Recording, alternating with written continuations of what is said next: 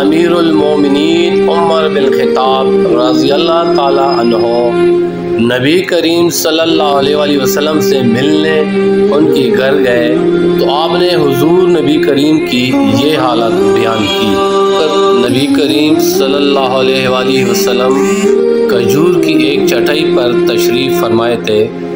حضور نبی کریم صلی اللہ علیہ وآلہ وسلم اور چٹائی کے درمیان کوئی چیز نہیں تھی۔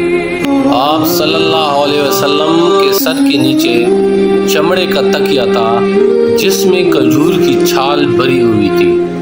پاؤں کی طرف کیکر کے پتوں کا ڈھیر تھا اور سر مبارک کی طرف مشکیزہ لٹکا ہوا تھا۔ میں نے چٹائی کی نشانات آپ صلی اللہ علیہ وآلہ وسلم کے پہلو پر دیکھے تو میں رو پڑا۔ آپ صلی اللہ علیہ وسلم نے فرمایا کس بات پر رو پڑے ہو؟